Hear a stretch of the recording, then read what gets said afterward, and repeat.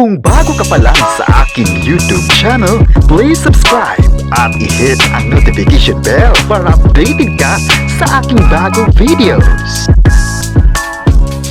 Kim Chiu, bakit trending nga sa social media? Netizens, bakit nababahala sa kapamilya actress? Ang buong detalye, alamin!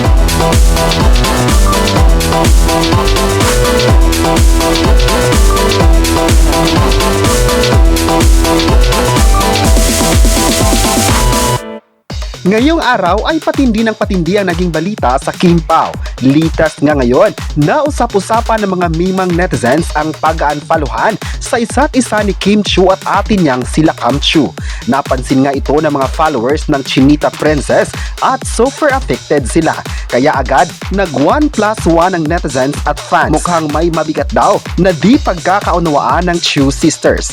Feeling nga ng mga funny ay tampuhan na ito ng mga sister ang rason kung bakit sad ngayon si Kim Chiu. May post nga si Kimmy sa social media, mukhang malungkot ang mukha niya, nakatingin sa malayo at may caption na "It's been a ride lately, not the fun kind." Nanibago nga ang mga taong super tutok sa mga galawan ni Kim Chiu. Sanay kasi sila na palaging masaya ang actress at dahil sa unfollowan issue, sobrang nataranta rin at nalungkot ang fans ni Kim. Ayon kasi sa mga followers ni Kimmy na super love nito at super close siya sa kanyang ate Cam. Ganon din sila Cam na kilala sa showbiz kung gaano ka-protective sa kanyang younger. Oh well, isa lang ang wish ng mga fans ang maayos sa madaling panahon kung anuman ang problema ng magkakapatid. Kaya marami sa mga fans ngayon ng Kim Pao ang nababahala kay Kim Chiu dahil baka maaapektuhan ang tambalan ng Kim Pao dito.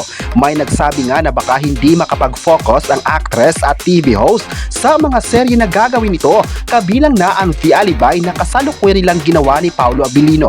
May mga fans naman na nagsabing sana magiging okay na ang magkakapatid para wala nang iisipin pa ang Chinita Princess. Pwede naman raw makakaapekto ang isang problema sa kasalukuyang ginagawa ng isang tao, kaya baka ganito rin ang mangyari sa kapamilya actress na ito.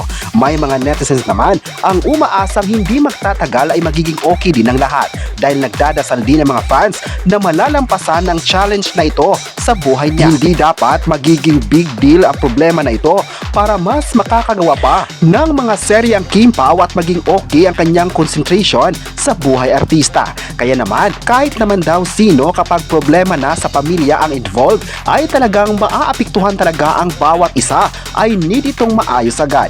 Pero naniniwala naman ang lahat na isang matatag na actress si Kim Chiu at kaya niyang labanan ng mga pagsubok na ito sa buhay niya. Nangako naman ang mga fans na andyan lang sila para susuportahan ang mga hakbang na gagawin niya sa buhay at maging bilang isang artista. Ayon pa ng isang netizen, never niyang nakita si Kim Chiu na nagpapatalo sa mga problema. Nakita nga siya ngayon dahil nakita ng tao kung gaano siya kapalaban na artist. Kaya hindi dapat magiging malungkot ang mga fans dahil magiging okay din ang lahat. May fan naman na nagsabi ang mga artista naman ay hindi nagpapaapekto sa mga problema nila at patuloy lang ito na gumawa ng mga bagay na dapat nilang gawin.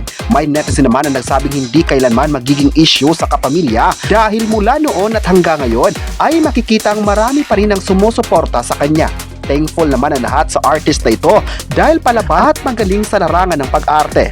May netizen naman na nagsabing kahit binatuman siya ng mga negatibong komento ay makikita pa rin ang suporta ng mga tao sa kanya. Mas lumakas pa nga siya at naging positibo sa mga bagay na kanyang ginawa. Kaya swerte ang kapamilya actress at TV host at dahil sa mainit na pagmamahal ng tao sa kanya. Mula sa kanyang showbiz updates at maging sa personal life ay talagang tinutukan ito.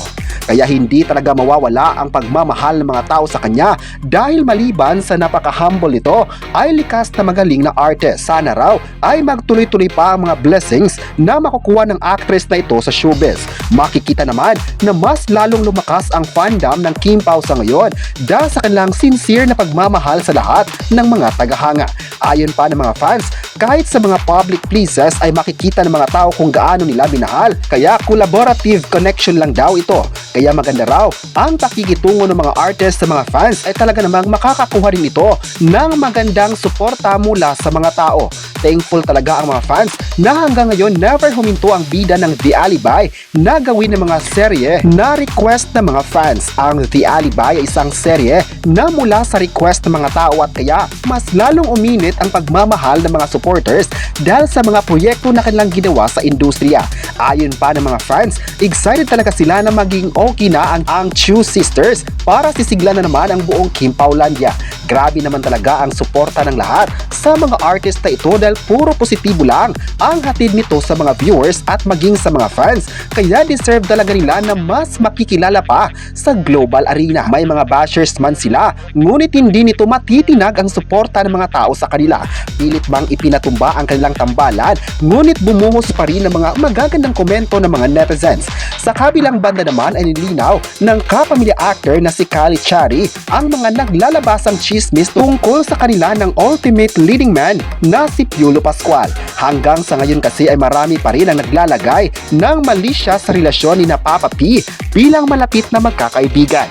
Ayon pa sa binata, para na silang magkakapatid ni Piolo at walang bahid ng katotohanan ng mga chikang naglalabasan sa social media na meron silang something together. Ayon pa niya, sasagutin raw niya kung ano man ang tanong ng mga tao sa kanila. Mali raw ang iniisip ng mga tao, sadyang magkapatid lang ang turingan nilang dalawa, isang kaibigan. Dagdag pa niya, palagi raw siyang tinatanong tungkol dito at ang masabi lang niya ay mentor niya si Piolo Pascual at isang kaibigan. Paglilinaw ng singer-actor sa pagiging close nila ni Piolo Pascual, dumating raw ito sa buhay niya at masabi niyang importante ito sa kanya. Ilang beses na rin nagkatrabaho ang dalawang kapamilya stars na naging daan para mas maging close sa isa't isa.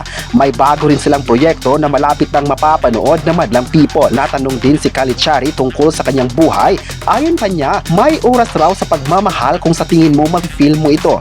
Sa ngayon raw ay binubuo niya ang pagmamahal sa kanyang sarili na may peace at pagmamahal ng mga tao sa kanyang sarili. Hindi daw kailangan na meron agad siya ng mga bagay na iyon. Mapapanood na ang 100 awit para kay Stella sa September 10 na pinagbibidahan ni GC Santos at Bella Padilla mula naman sa Viva Films. Kaya marami sa mga fans ng dalawa ang masaya dahil sa wakas, nasagot na ang matagal na intriga sa dalawa. May mga fans naman na nagsabing ang mga bashers lang ang pilit na bigyan sila ng mali siya na kitang-kita naman kung gaano sila kalakas ang friendship sa isa't isa. Si Piolo Pascual ang naging kaibigan niya lalo na nung panahon na wala siyang malalapitan sa mga pagsubok.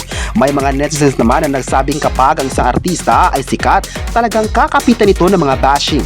Marami man na nagkomento sa social media kung saan ginawan pa sila ng contents na may relasyon.